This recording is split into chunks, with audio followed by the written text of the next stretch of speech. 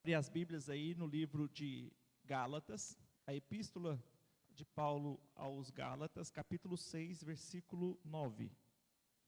Capítulo 6, versículo 9. Um único versículo. Epístola de Gálatas, capítulo 6, versículo 9. Todos acharam? Amém? Diz assim: e não nos cansemos de fazer o bem, porque a seu tempo ceifaremos, se não desfalecermos. Pode se sentar, meus irmãos. Amém. Graças a Deus. Hoje nós vamos trazer um tema que Deus tem colocado no meu coração. O tema da nossa mensagem de hoje será: não desfaleça ou aprenda a superar esse cansaço. Porque às vezes nós cansamos na nossa carreira e na nossa batalha, na nossa luta cristã. Não é apenas o pecado que cansa. Fazer o bem também cansa. Às vezes fazer o bem cansa mais do que o pecado. E aqui, esse texto inicial,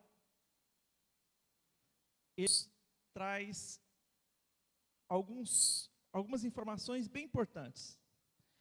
Porque nem sempre na nossa vida, às vezes, nós, se puder tirar essa aqui que fica no meu óculos, ofusca. Amém. Nem sempre praticar o bem nos traz recompensas imediatas. Às vezes a gente tem e foi acostumado a praticar o bem para aquelas pessoas que sempre nos retornam o bem. E olhando pelos olhos naturais, parece ser essa a lógica do mundo. A gente pratica o bem e espera sempre receber o bem em troca. Mas nem sempre quem pratica o bem recebe o bem em troca. E às vezes isso vai cansando a alma da gente. Isso cansa. E por isso o apóstolo Paulo, ele não diz que não é para nós cansarmos. Porque parece que o cansaço é algo inevitável. Ele só diz para que nós não cessamos de fazer o bem pelo cansaço. Não nos desfalecermos, porque ao tempo nós ceifaremos.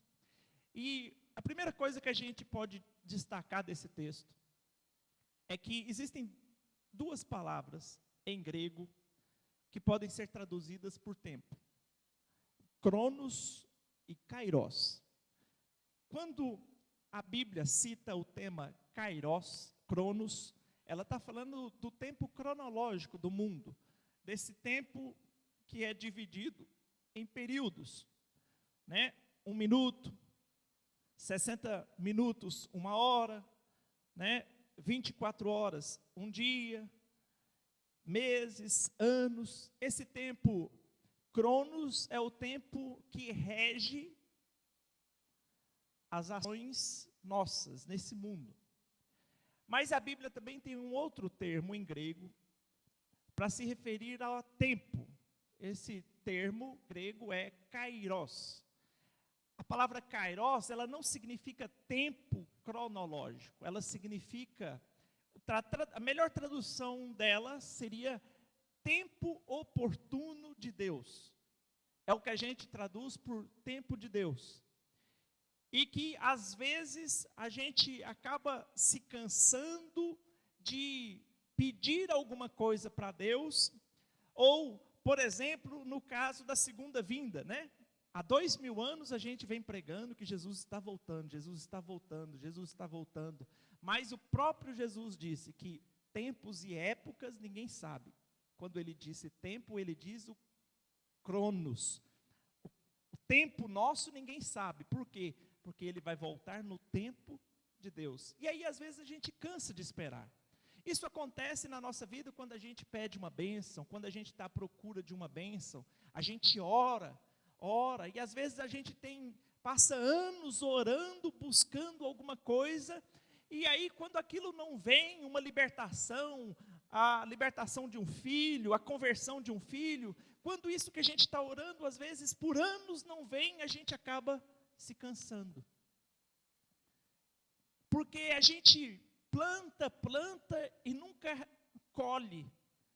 E aqui Paulo está nos advertindo que a colheita do fazer o bem, ela é no tempo de Deus e não no tempo nosso. Por isso que o termo utilizado é kairos e não cronos.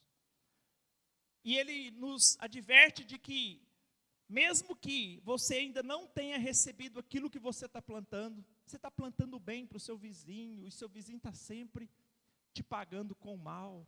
Você está plantando bem para o seu esposo, para o seu cônjuge, para a sua esposa, para os seus filhos.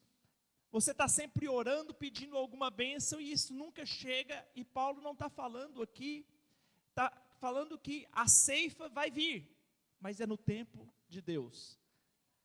A colheita vai vir, mas é no tempo de Deus. Mas ele também diz que parece que esse cansaço é algo natural. Por isso Paulo está aqui nos dando um ânimo para a gente não se cansar quando a colheita não vem no nosso tempo cronológico. Acontece muito no meio cristão, quando a gente ora por uma pessoa, né, para a libertação da pessoa, conversão, libertação de algum pecado, vício, né, bebida, vício de cigarro, alguma coisa. E tem mães, as mães conhecem melhor isso, às vezes tem mães que oram para a conversão de um filho durante 5, 6, 10, 20, 30 anos. Diz para você, mãe, para você que também está passando por essa situação, não se canse, não se deixe desfalecer, porque ao seu tempo, no tempo de Deus, você vai colher.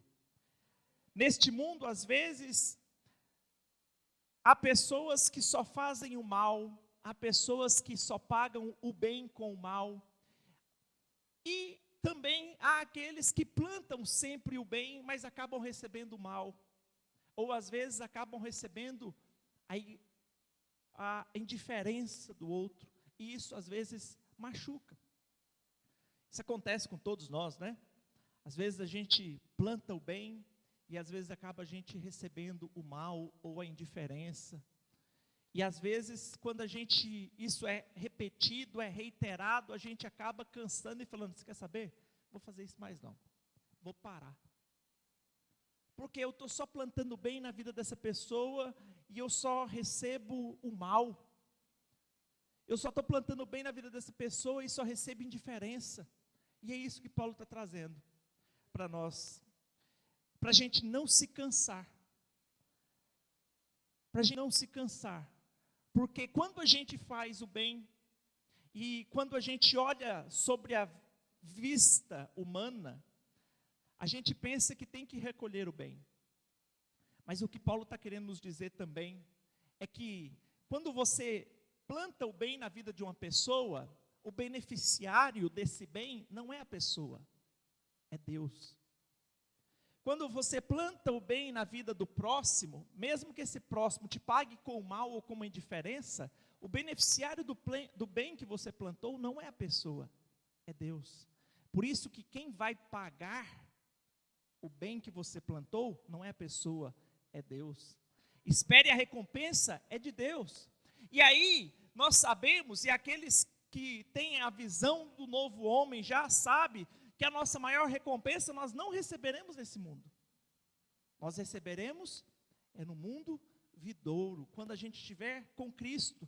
Todo o bem que a gente planta nesse mundo, a gente vai ser pago por ele. A gente vai ceifar este bem, mas no mundo vindouro. Então, mesmo que nesse mundo visível a gente não colhe esse bem imediatamente, não se desanime, não deixe se desfalecer. É isso que o apóstolo Paulo está querendo dizer. Às vezes, o nosso fervor em querer fazer o bem acaba sendo esfriado pela frieza das outras pessoas.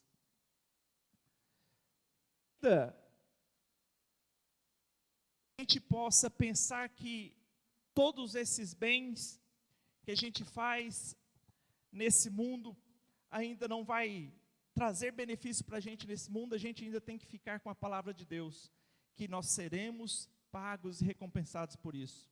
Por isso o texto fala de desfalecer, e a palavra desfalecimento ali, ela significa desencorajamento, enfraquecimento, desesperança.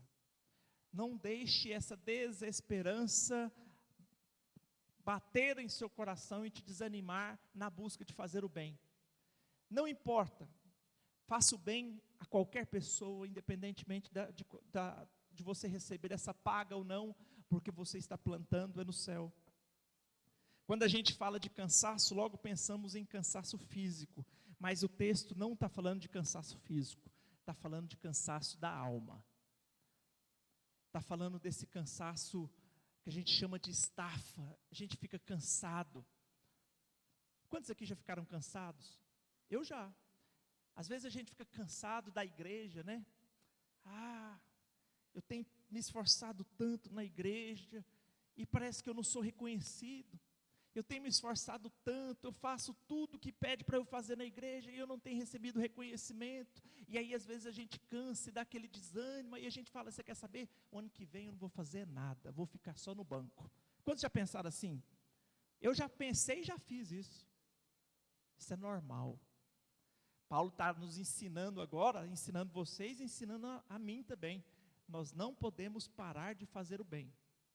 Porque quem vai pagar a ceifa que nós estamos fazendo é Deus e no tempo dele.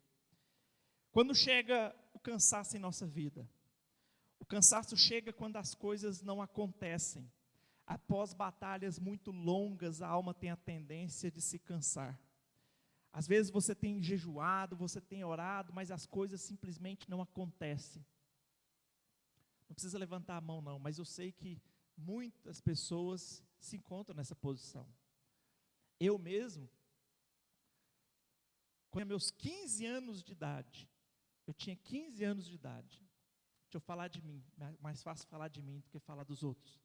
Quando eu tinha 15 anos de idade, eu me converti com 14. Quando eu tinha 15 anos de idade, eu já comecei a orar para Deus me dar uma esposa. 15 anos, nem trabalhava. Mas Deus é sábio, Ele não vai me dar uma esposa imediatamente com 15 anos, não tinha nem como eu comprar o danoninho da minha esposa. Esposas comem danoninho, e aí a gente precisa ter o dinheiro para pagar o danoninho. Então eu tinha dinheiro, como é que Deus vai me dar a esposa naquele momento? E eu orava, 15 anos, 16 anos, 17 anos. Quando eu fui para Portugal, eu estava numa viagem missionária em Portugal, na cidade de Faro, abrindo um ponto de pregação naquela cidade. E eu cheguei naquela cidade de manhã, nós fomos recepcionados por um dos membros que iriam nos ajudar naquela cidade. Tomamos café da manhã, fiquei ali na casa dela até o meio-dia, almoçamos, e depois do almoço a gente já foi para a igreja, que era para fazer um trabalho missionário no bairro, para que no momento que a gente abrisse as portas da igreja às 17 horas, às 19 horas, já tivesse gente lá. E nós circulamos o bairro, chamando, convidando as pessoas. Isso eu devia ter mais ou menos uns 19 anos, ou seja, já tinha 4 anos que eu estava orando pela minha esposa. E eu peguei o violão, e sentei dentro da igreja com o violão, e comecei a cantar e falar com Deus, e fiz uma entrega da minha vida novamente para Deus.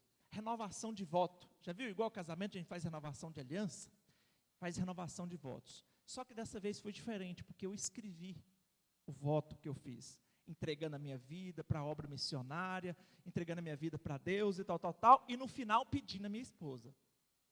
Eu quero a minha esposa, eu quero uma mulher abençoada.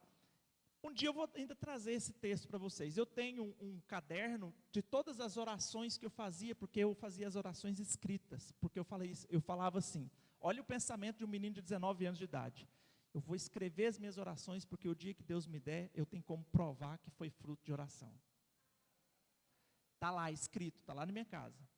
Para alguns aqui, eu acho que eu já mostrei isso, os que foram lá em casa. E aí eu escrevi, eu quero uma esposa abençoada.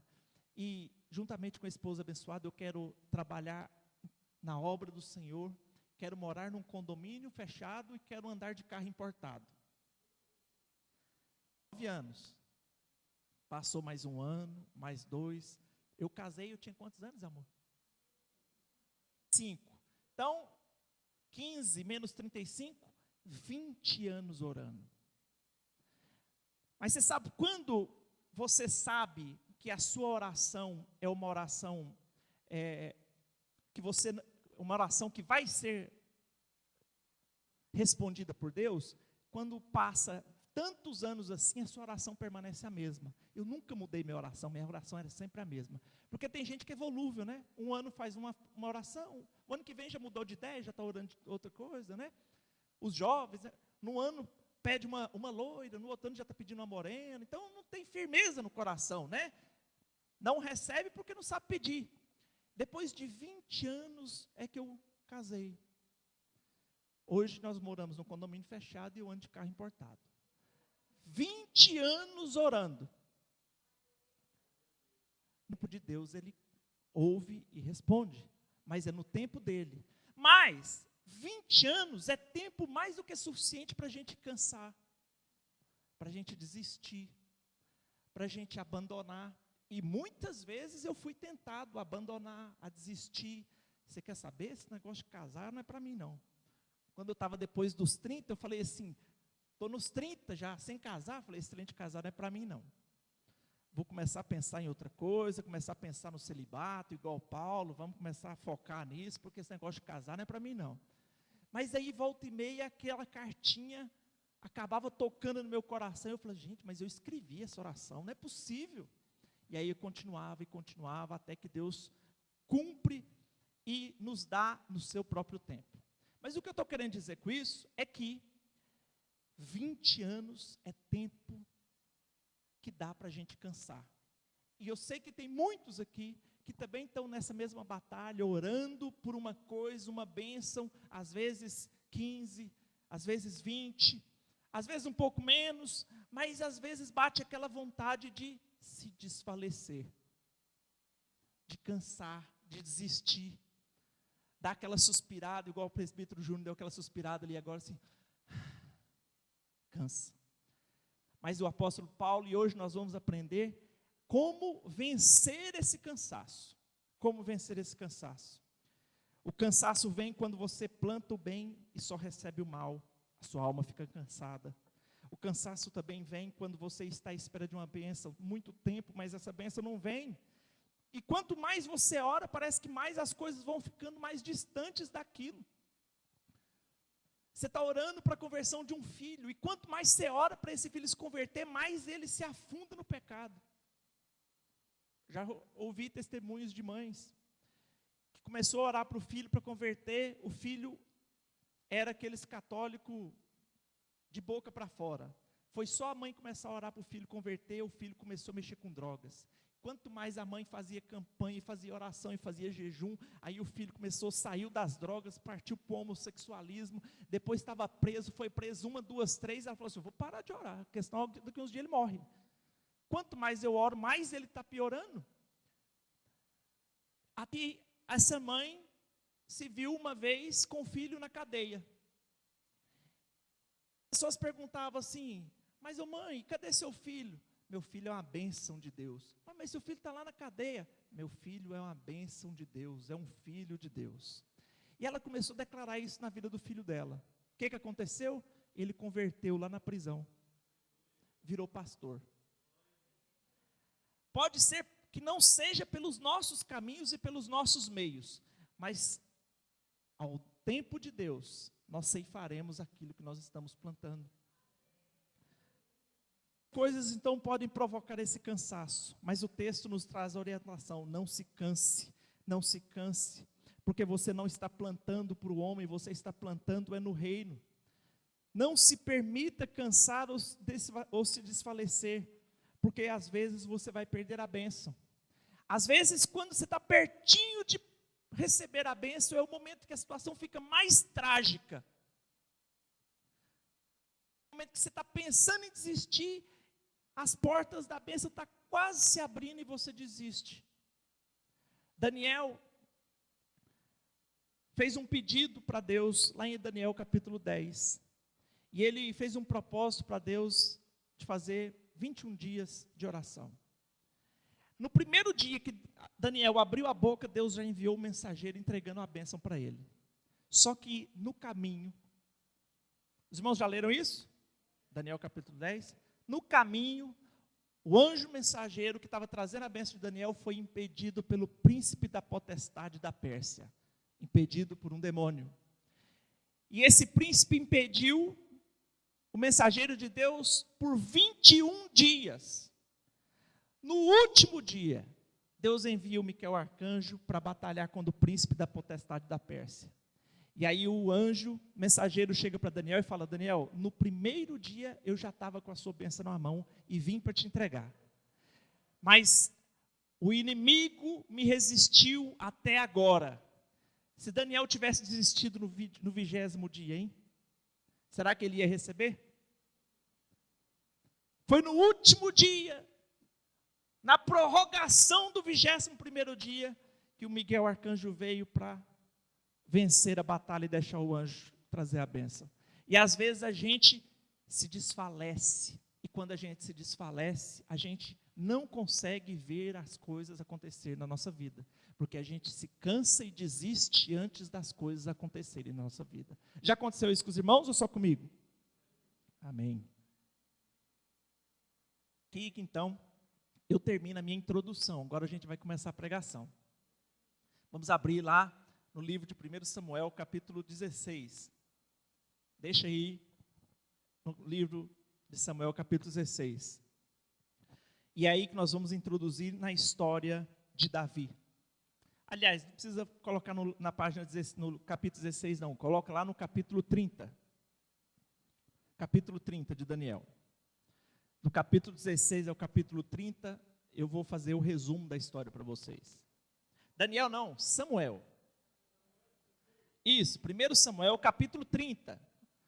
Do capítulo 16 ao 30, eu vou fazer o resumo para vocês, porque não dá para a gente passar daí. 1 Samuel, capítulo 30, versículo 1 em diante. Mas deixa aberto aí, que primeiro eu vou contar a historinha para vocês. No momento de maior dificuldade, na vida de Davi, que ele recebeu a maior bênção da vida dele. Está aqui isso. Pode deixar aqui que agora a gente começa a ler. Deixa a Bíblia aberta aí nessa parte. Deixa eu contar um pouquinho da história de Davi para vocês, desde o capítulo 16. Não dá tempo da gente ver isso tudo, mas vocês confiam em mim, depois vocês vão lá e ler do capítulo 16 ao capítulo 30. No capítulo 16, o profeta Samuel vai lá ungir Davi. E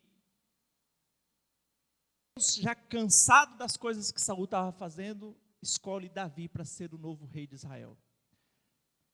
O profeta Samuel vai lá e derrama um chifre de óleo na cabeça de Davi e unge Davi. Os irmãos já sabem dessa historinha, os irmãos já viram, está lá no capítulo 16. Davi foi ungido rei, mas ele não foi empossado rei naquele momento. E a história de Davi é interessante porque Davi era um homem audacioso, um homem corajoso. Certa vez, quando a nação de Israel estava sendo afrontada pelos filisteus, um dos gigantes, o Golias, afronta os filhos de Israel, falando: olha, para que morrer tanta gente? Eu luto pelos filisteus, vocês escolhem um guerreiro de vocês para lutar pelos de Israel, quem vencer a guerra venceu. E ele chegava na frente do exército de Israel todos os dias e afrontava o exército de Israel. E aí, uma vez, Davi chega lá para levar alimentos para os seus irmãos e vê aquele gigante afrontando o Deus de Israel. E aquilo para Davi foi interessante e intrigante, porque ele falou assim: por que ninguém vai lá lutar? Vocês estão deixando ele afrontar o nosso Deus. E ele foi lá e encarou aquele gigante. Quem és tu, filisteu incircunciso, que afronta o Senhor dos Exércitos? E foi lá, os irmãos sabem da história, mata o gigante, mata o Golias. antes de matar o Golias, ele foi lá pedir permissão para Saul, porque ninguém queria deixar ele enfrentar Golias. Ele falou assim: mas meu rei, eu já matei leão, já matei urso. Na força do Senhor, esse Golias vai cair igual o urso e o leão caiu também. Então Davi era um homem audacioso, forte, impetuoso. E o que Davi recebeu em troca? A raiva de Saul. Davi vai lá e faz o bem, mata Golias e recebe a raiva de Saul em troca. Começaram a cantar, Saul mata milhares, mas Davi dezenas de milhares. Saul ficou com rancor, irou-se contra Davi e queria matá-lo. Mas aí às vezes Saul encapetava, endemoniava. E aí, quem que ele chamava? Davi. Davi ia lá, tocava a harpa e o demônio saía. E logo depois que o demônio saía, Saul pegava uma lança e tentava matar Davi. Então Davi plantando o bem na vida de Saul e só estava recebendo o mal em troca. Plantava o bem e recebia o mal. Até o ponto que o rei resolveu matar Davi. E Davi teve que fugir de Israel. E olha, eu vou contar uma coisa para vocês. Fugir de uma pessoa já é difícil. Agora, fugir o rei, de quem manda no país, é quase impossível. E Davi fugiu para Gate. Gate era a cidade dos filisteus. Olha para você ver. Davi só plantando o bem na vida de Saul, e o Saul só pagando com o mal. Ele teve que fugir para a cidade daquele rei que era o seu inimigo, pedir emprego para o rei que era o seu inimigo. Fundo do poço, né? E temendo pela vida, depois ele vai morar numa caverna, chamada Caverna de Adulão. Já está lá pelo capítulo 18, 19, mais ou menos, 20. E ali na Caverna de Adulão, ele mora durante 13 anos fugindo do rei. 13 anos Davi, que só plantou o bem, que já tinha sido ungido rei. Olha, Davi já tinha sido ungido rei, mas estava morando numa caverna. E aí, junto dessa caverna, começaram a chegar algumas pessoas, que a Bíblia chama de amargurados, desajustados, endividados. Um bando de gente desajustada. Mas esse bando de gente desajustada acreditou na unção de Davi. E Davi acabou liderando esse bando de desajustados que depois foram chamados de os valentes de Davi. 600 homens com suas famílias morando numa caverna. Davi, durante muito tempo, plantou o bem na vida de Saul e só recebeu o mal. Davi foi ungido rei e agora estava morando numa caverna fugido.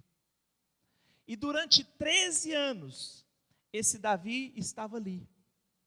E às vezes, isso cansa também. Olha, mas como que eu estou morando numa caverna? Eu sou rei, eu fui ungido rei, o Senhor. Não foi eu que pedi para ser rei, Senhor. O Senhor que me ungiu rei. E agora eu estou aqui com um bando de desajustados morando numa caverna. 13 anos assim. Tá, né? Você esperando uma bênção durante 13 anos, e 13 anos batalhando e lutando e só fazendo bem para as pessoas, e ele começou agora a fazer o bem para esses 600 homens e famílias que moravam com ele, mas morando numa caverna, mesmo já sendo ungido rei. E isso acontece nas nossas vidas também. Às vezes, durante anos a gente planta o bem na vida da pessoa e só colhe o mal. E isso vai nos cansando. Às vezes, Deus nos coloca numa posição, mas às vezes as pessoas não reconhecem essa posição que Deus nos coloca. Isso vai nos cansando também. Isso vai gerando um cansaço na alma. E Davi só colheu a raiva de Saul. A única coisa que Davi ganhou em troca foi Saul querendo a sua morte. Até que Davi chega ao mais fundo do poço que alguém pode chegar. Aí agora nós vamos ler aqui. Vou ler aqui com vocês para ficar mais fácil. Sucedeu, pois, que chegando Davi e os seus homens, ao terceiro dia a Siclag era a cidade que ele estava morando. Os amalequitas tinham feito uma incursão sobre o Neguebe e sobre Siclag, e tinham ferido a Siclag, e tinham queimado a fogo. Saul tinha saído para uma guerra com seus 600 homens. Quando ele volta, os amalequitas tinham vindo contra a cidade dele e tinham colocado fogo na cidade. E tinham levado cativas as mulheres e todos os que estavam nela, tanto pequenos como grandes, a ninguém, porém, mataram. Tão somente os levaram consigo e foram o seu caminho. Os amalequitas vieram, destruíram totalmente a cidade, levaram as esposas e as crianças de Davi, as duas mulheres deles, as mulheres dos seus guerreiros, as crianças, levaram tudo, tudo. Quando Davi e os seus homens chegaram à cidade, eis que estava queimada a fogo, e suas mulheres, seus filhos, suas filhas tinham sido levados cativos. Eles levavam para serem vendidos como escravos. Então Davi e o povo que se achava com ele alçaram a voz e choraram, até que não houve neles mais forças para chorar. Veja que, volta naquele último. Se depararam com aquela situação, as mulheres, os filhos tinham sido levados para ser escravo, eles se desesperaram e choraram. Mas olha, o tanto que eles choraram. Eles não choraram pouco, eles choraram até não ter mais forças para chorar. Alguém que já chorou assim? Chorar, não é chorar de soluçar, é chorar até não ter mais força, é perder a força, você chorar até perder a força. Imagina a situação de Davi. Chega na cidade onde os 600 e ali tinham levado as mulheres, os filhos, tudo, e colocado fogo em tudo. Esse foi o momento mais difícil da vida de Davi. O pior momento da vida dele.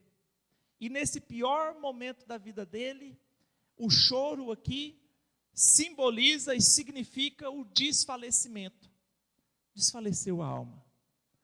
Não conseguiu suportar tamanho peso que era aquela situação. Vamos para o próximo. Também as duas mulheres de Davi foram levadas cativas, Ainoã, a Jizreelita, e Abigail, que fora a mulher de Nabal, o carmelita. Também Davi se angustiou, porque o povo falava em apedrejá-lo. Não bastasse aquela situação, o povo ainda estava dizendo que iria apedrejá-lo, porquanto a alma de todo o povo estava amargurada por causa de seus filhos e de suas filhas. Mas Davi se fortaleceu no Senhor, seu Deus. Disse Davi a Abiatar, o sacerdote, filho de Aimeleque: traz-me aqui o éfode, ou, em outras versões, a estola, ou também em outras versões, a túnica.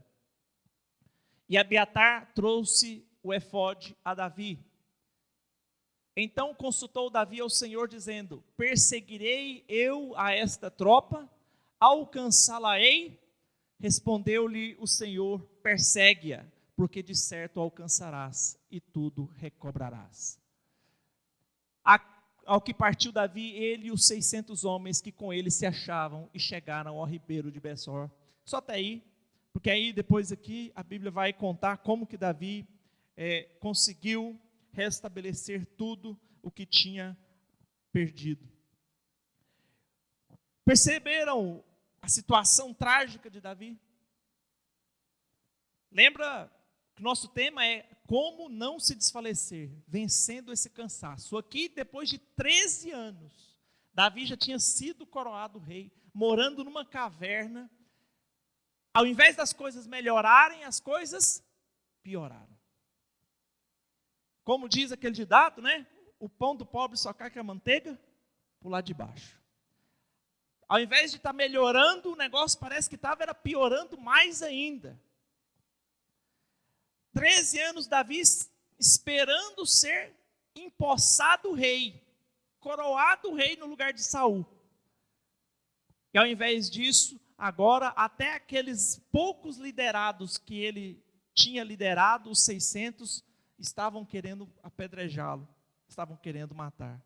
Imagina então o que Davi sentiu naquele momento. E talvez você também possa estar cansado, como Davi ficou cansado nessa situação. Ao ponto de chorar, até não ter mais forças para chorar. E aí aqui então, nesses textos que a gente acabou de ler, nesses versículos, nós podemos destacar 3 coisas que produzem o cansaço de alma. A Bíblia, é claro que não utiliza linguagem científica. Aquilo que a Bíblia chama de cansaço de alma, hoje a medicina chama de depressão. Não se deixe entrar em depressão, estado de depressão. Mas a primeira atitude errada que pode causar ou alimentar o cansaço é a reação de desespero. Veja que lá no versículo 1, depois que Davi chegou com seus homens e viu tudo aquilo, eles começaram a chorar. E chorar até não ter mais forças para chorar. O desespero tomou conta da alma de Davi. Veja, se a gente voltasse 13 anos atrás, Davi não teria essa atitude. Davi era uma pessoa impetuosa. Quando o leão ia atacar a ovelha, ele não sentava e chorava. Ele ia lá, enfrentava e matava o leão. Isso acontecia com o urso. Quando o Golias, de 3,5 metros, 3,5 metros é o quê? Mais ou menos isso aí? Golias, mais ou menos dessa altura, afronta o exército de Israel. Davi não sentou e chorou. Ele foi lá. Quem és tu, incircunciso filisteu, que afronta o Senhor dos Exércitos? Ele foi lá e enfrentou a situação. Agora 13 anos já se passaram. Ele morando numa caverna. E aí o cansaço chega. Agora Davi já não tinha mais aquele ímpeto de guerreiro que ele tinha há 13 anos atrás. A atitude dele foi de desesperança. Ele apenas sentou e chorou. Coisa que alimenta o cansaço é o desespero. Veja que a Bíblia diz que o choro não trouxe força para Davi. O choro tirou forças de Davi. O choro e o desespero não traz força, tira força. O choro e o desespero não ajuda, só atrapalha. Ah, mas não pode chorar? Pode, mas uma hora você tem que parar de chorar e tem que levantar. Porque se continuar chorando a vida inteira, porque isso aconteceu comigo, logo eu sou tão bom, dou o dízimo toda vez, todo mês na igreja, por que isso está acontecendo comigo? Logo eu estou desempregado, sou um dizimista fiel. Esse choro de autopiedade só faz tirar as forças. Uma hora você tem que levantar, para sair dessa situação. 13 anos de espera, sofrendo, fugindo do rei, morando na caverna, Davi só conseguiu chorar. E o pior de tudo é que era aquele choro de autopiedade. Oh, mas por quê? Eu já sou rei, já fui ungido rei. E às vezes a gente tem esses mesmos choros de autopiedade na igreja, né? Mas por que eu? Eu sou tão bom. Por que isso está acontecendo comigo? Por que é só comigo? Por que não acontece com fulano do lado? Eu não fiz nada. O que eu fiz para merecer isso que está acontecendo comigo? Essas perguntas refletem a alma de uma pessoa que se relaciona com Deus na base do merecimento. A Pessoa que se relaciona com Deus na base do merecimento, ela acha que aquilo que acontece com ela é baseado naquilo que ela merece ou não merece. Mas eu não merecia isso. Eu sou tão fiel e tão bom para aquela pessoa me dá uma patada dessa. As pessoas se relacionam com Deus com base no merecimento. Para elas, o que acontece com elas é fruto de Deus gostar ou não gostar delas. Aqui não foi Deus que mandou os amalequitas. Foi o diabo que mandou os amalequitas. Quando a gente se relaciona com Deus na base do merecimento, nós expressamos esse merecimento com essas perguntas de autopiedade. Por que eu? Eu sou tão bom. Capítulo 3, versículo 10, o que diz? Não há nenhum bom, nenhum sequer. Ninguém bom, não existe bom. Mas a gente, quando acha que é bom, a gente acha que merece mais do que o outro. A gente acha que merece mais do que o outro. Às vezes dentro da igreja você, às vezes tem uma irmã ou irmão, orando para um casamento. A irmã está orando, tem 5 anos, 10 anos orando pelo casamento, por um cônjuge ungido, e nada acontece. Aí uma irmã se converte, e dentro de um mês que aquela irmã se converteu, ela já consegue casar. Aí, o que acontece com a pessoa? Falou, mas o que está acontecendo? Eu estou aqui, tem 10 anos orando, a irmã converteu agora e já conseguiu pegar o melhor partido da igreja. Por que isso? Será que eu sou pior do que ela? Se relaciona com Deus com base no merecimento. Deus não trata as nossas vidas com base no merecimento, porque merecimento ninguém merece. Ninguém merece.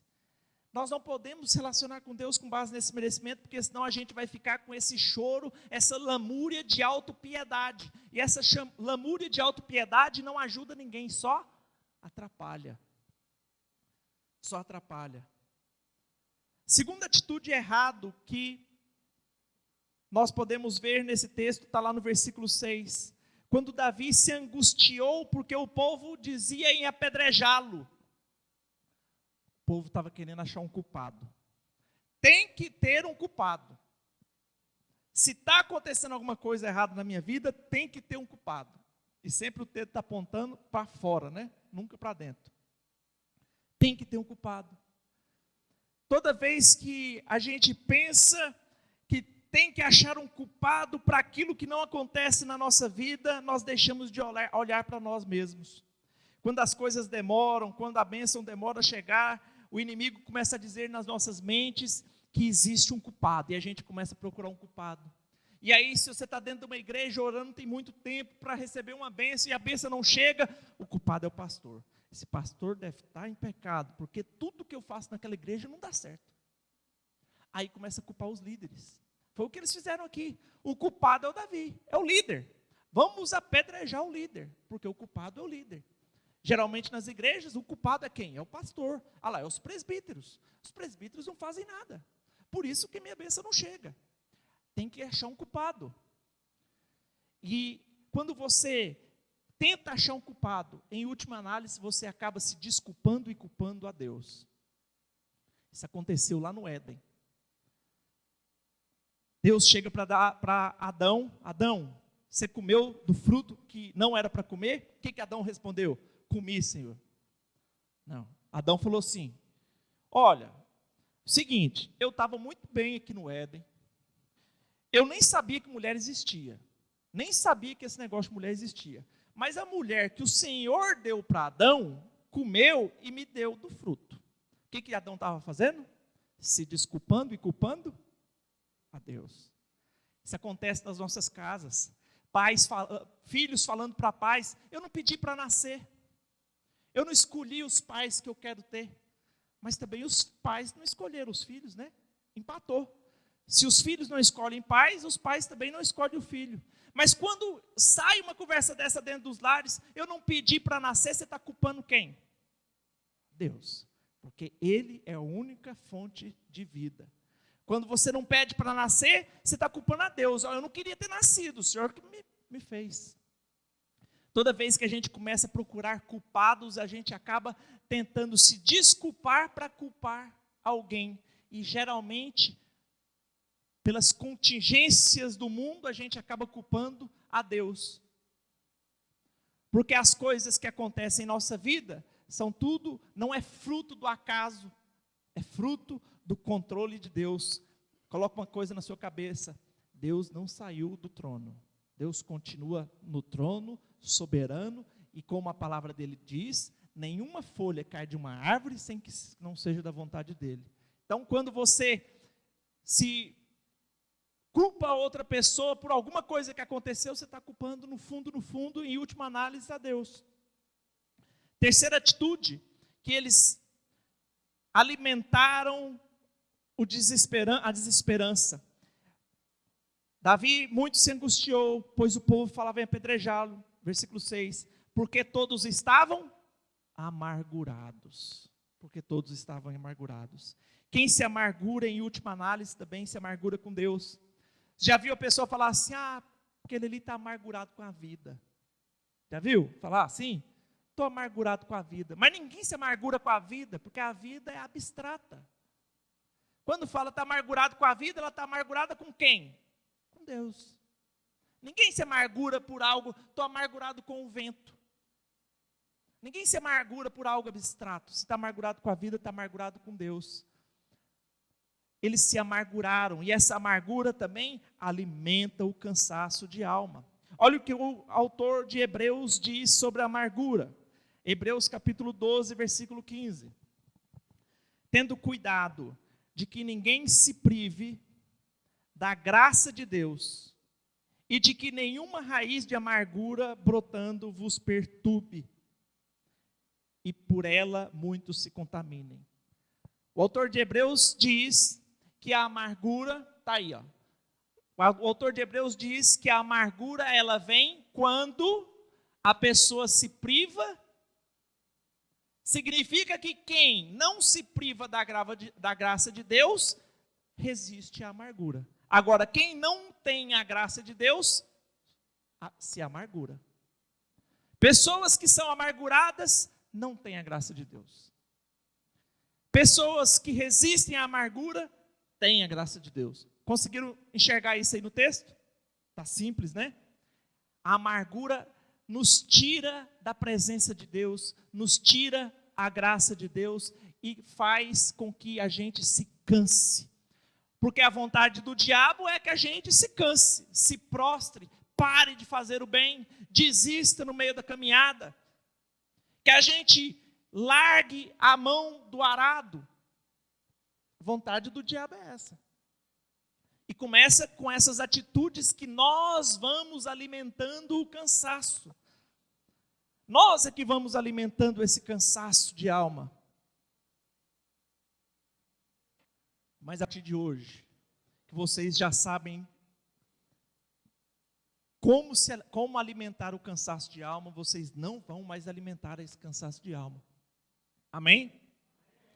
Olha para você ver a história do filho pródigo. O filho pródigo era um caboclo sem vergonha. Pediu a morte do pai, pegou o dinheiro, foi para o prostíbulo, foi para a zona, gastou o dinheiro tudo, esbanjou.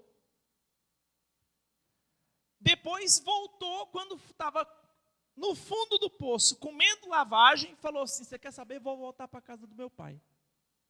Não é nem para ele me tratar como filho, não. É porque lá os empregados dele têm comida e eu estou com fome, não vou comer lavagem, não. E quando ele estava voltando para a casa do pai, ele foi ensaiando o que ele ia dizer. Vou chegar lá para o meu pai e vou dizer: olha, pequei contra o céu, pequei contra a terra, não sou digno de ser seu filho. Mas quando ele chegou lá, o pai nem deixou ele falar. Já falou: traz roupas para esse filho que voltou, porque ele estava fedendo a porco. Coloca uma sandália no pé dele. Coloca um anel no dedo dele. Sabe o que significa o anel? Vou falar para vocês o que significa aquele anel. Antigamente, quando uma pessoa queria comprar a prazo, e comprar a prazo é algo que existe já há muito tempo, né? Desde que a serpente entrou na terra, existe esse negócio de comprar a prazo. E a gente está sempre caindo nesse negócio, né?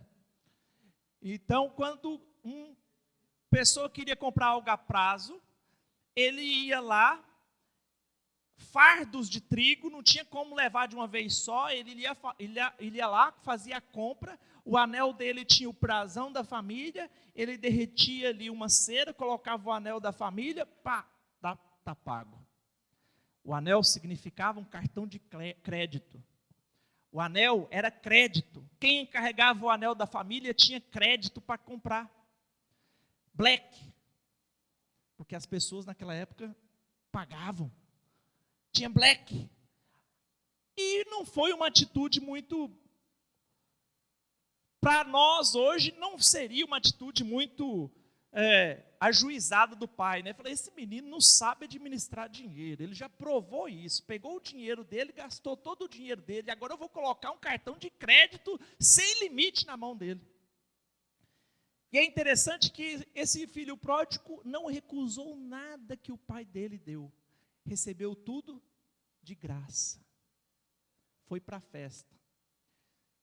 Mas o mais importante é que o outro irmão, quando ele ficou sabendo o que estava acontecendo, ele se amargurou, encheu-se de amargura. Mas como? Eu nunca dei despesa para o meu pai, nem um novilho, nunca peguei para fazer festa com os meus amigos, sempre fui fiel aqui dentro de casa, nunca saí de dentro de casa, sempre trabalhei, fui fiel nos meus compromissos, e agora esse filho que foi lá e gastou tudo, ele pega um anel, que é um cartão de crédito sem limite, e entrega para ele. Se amargurou. E às vezes isso acontece na nossa vida, dentro da igreja. Eu estou aqui orando, sou dizimista, tão fiel que eu dizimo até os centavos. Mas tem aquele irmão ali que eu sei que ele não dizima e Deus está só prosperando ele. Tem alguma coisa de errado, Deus. Deus deve estar errado. Não está contabilizando isso direito. E aí a gente começa a se amargurar. A gente começa a se amargurar. Isso foi o que aconteceu com o filho mais velho. Com esse filho que começou a se amargurar porque ele se achava melhor do que o outro. Quando ele fala para o pai tudo aquilo que ele fazia, era para mostrar para o pai o quanto ele era melhor do que o outro. Porque sendo melhor, ele merecia mais do que o outro. Esse filho também, ele se relacionava com o pai na base do merecimento. Meus irmãos, aquilo é uma parábola. O pai ali é Deus. O filho pródigo somos nós, que recebemos tudo de graça. Agora o outro filho é aquele que se amargura quando vê um recebendo as coisas de graça e acha que não é merecido. Fala assim, isso está errado. A gente não consegue se alegrar com a alegria do outro. A gente não consegue se alegrar quando a gente vê o outro prosperar. A gente não consegue se alegrar quando vê o outro ser abençoado dentro da igreja. Às vezes tem um irmão que está, às vezes, olha, eu sou fiel nessa igreja tem 30 anos, nunca fui chamado para ser presbítero, nunca me levaram para presbítero, nunca me falaram de ser pastor, o irmãozinho chegou ali agora e já vai ser pastor. A gente se amargura com isso, porque nosso relacionamento com Deus é com base no merecimento. E aí toda vez que a gente se relaciona com Deus com base no merecimento, a gente vai espelhar a mesma coisa que aquele filho mais velho do irmão da parábola aconteceu. O que aconteceu no final? Ele ficou do lado de fora da festa. Aquela festa simboliza as bodas. Ele ficou do lado de fora. Por quê? Porque ele achava que merecia. Ele achava que merecia. Amargurar é isso. É achar que eu mereço mais do que o outro, e quando o outro recebe, ao invés de eu me alegrar com a alegria do meu irmão, eu me amarguro contra Deus. Porque eu é que tinha que estar recebendo aquela bênção. A gente não consegue se alegrar com a alegria do irmão. Agora que nós já vimos aquilo que faz cansar a alma, agora nós vamos ver qual foi a atitude de Davi para superar o cansaço. O que fazer para superar o cansaço? Primeira atitude correta de Davi, está lá no versículo 6. Versículo 6, na parte final.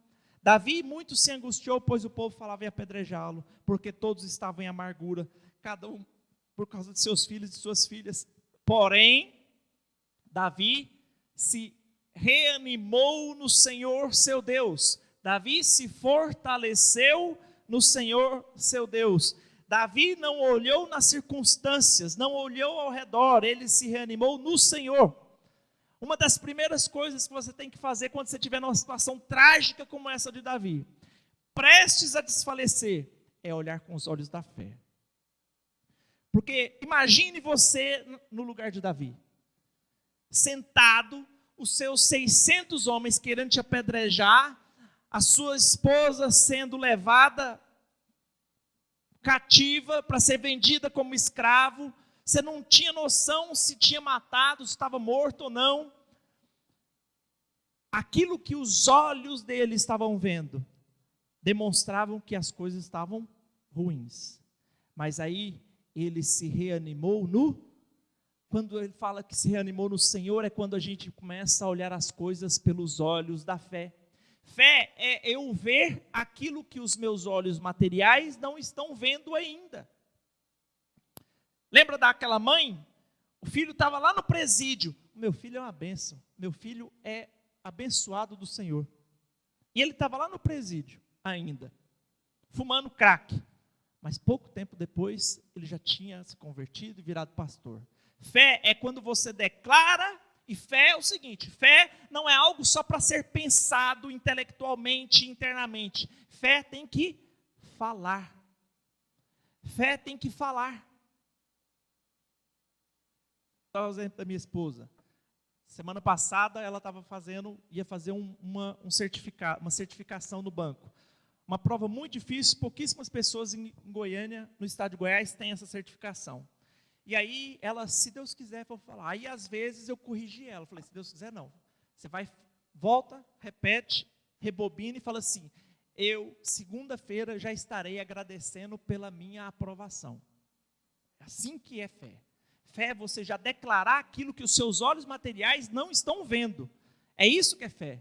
Não é se Deus quiser. Se Deus quiser, aí depois, se não acontecer, você fala, Deus não quis. Não é fé. Fé é você declarar aquilo que você ainda não está vendo, mesmo que as circunstâncias estejam contrárias. Se a circunstância está ruim, declare coisas boas na sua vida, mesmo que isso você não esteja vendo naquele momento. Fé é isso. É declarar aquilo que não está vendo. Porque se você estiver vendo, não é fé. Se você estiver vendo as coisas começar a melhorar e falar assim, está melhorando, isso não é fé. Fé é você declarar o bem quando está tudo ruim.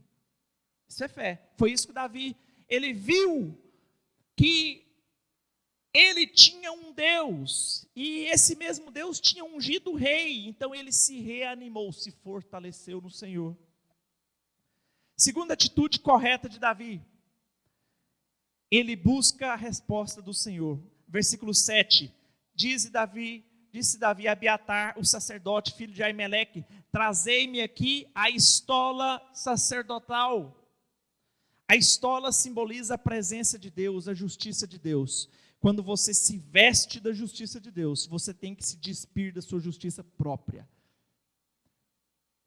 O simbolismo de Davi vestir-se da estola era ele se despir daquela justiça própria, daquela autopiedade que ele estava, porque eu chorando. Então ele se despe dessa autopiedade, desse tipo de relacionamento por merecimento, e agora ele vai se vestir de Deus. Ele se veste da estola sacerdotal, porque lá em Efésios capítulo 4, versículo 24, diz o seguinte, e vos revistais do novo homem, que segundo Deus é criado em verdadeira justiça e santidade.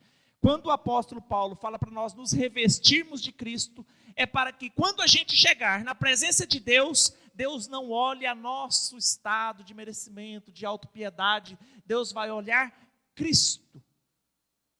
E Deus não vai negar algo para Cristo.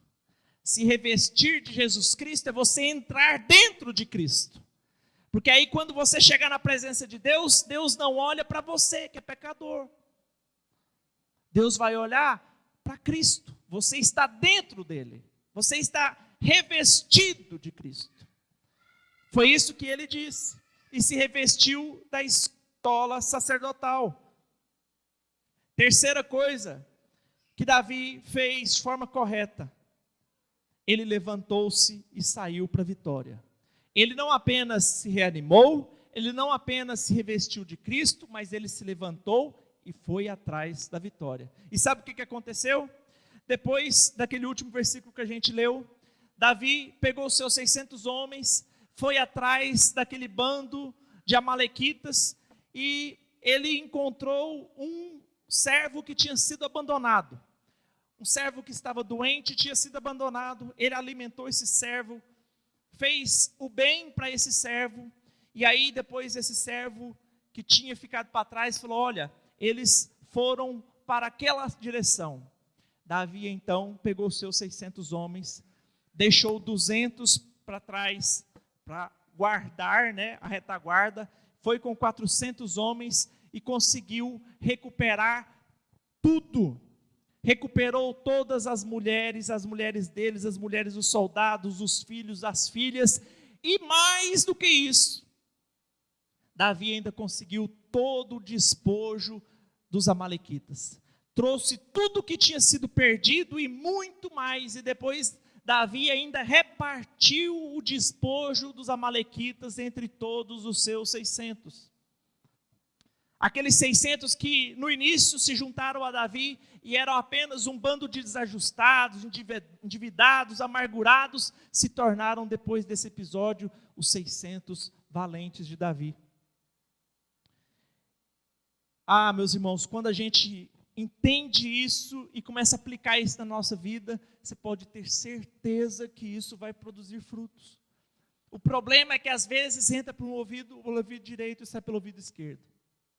Próxima mensagem minha, de dia 24, eu vou trazer uma mensagem sobre fé. E eu vou fazer um desafio para a igreja.